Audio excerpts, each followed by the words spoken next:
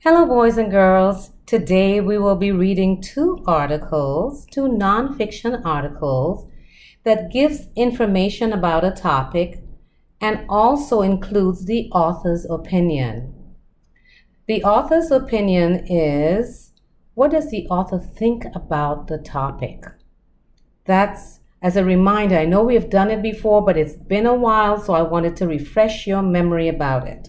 Okay? So our first article is entitled, Zoos Are Good for Animals. Now, as I read this article, I want you to think about two things. One is, what is the author's opinion? And the second thing I want you to think about is, what are the reasons that the author gives to support his opinion? So I'm going to bring this camera in a little closer so you can see this much better than you did 5 seconds ago. And of course, the title is Zoos Are Good for Animals. Lions and tigers and bears, oh my! Just about everyone enjoys a trip to the zoo. But are zoos good for animals? Many people think that they are. One way that zoos help animals is by caring for them and treating animals that are sick. For example, the Wildlife Health Center at the Bronx Zoo in New York provides care for more than 15,000 animals.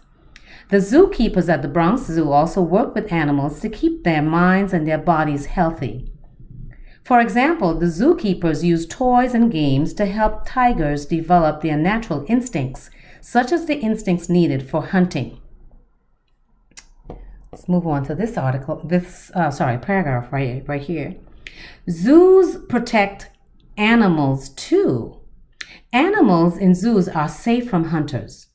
Zoos are also safe places for animals whose habitats are being threatened.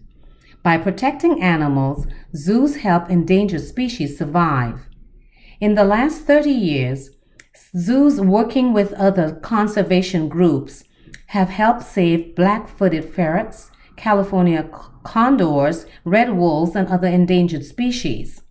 An endangered species is animals that are dying out. And so here's our last two paragraphs. Zoos are also places where scientists can study animals.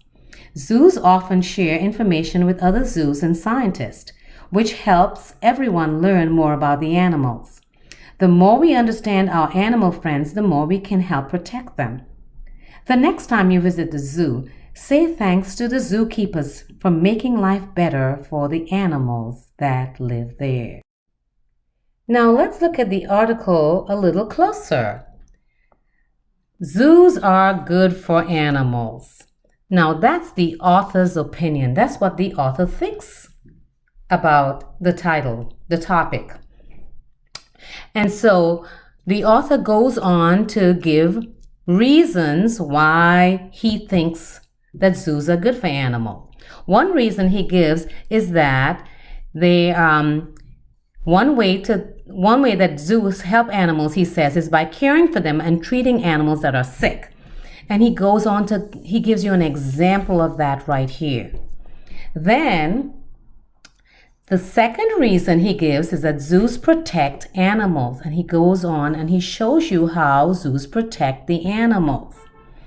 The third reason he gives is that zoos are places where scientists can study animals. So he does not only gives an opinion, but he gives the reasons to support his opinion.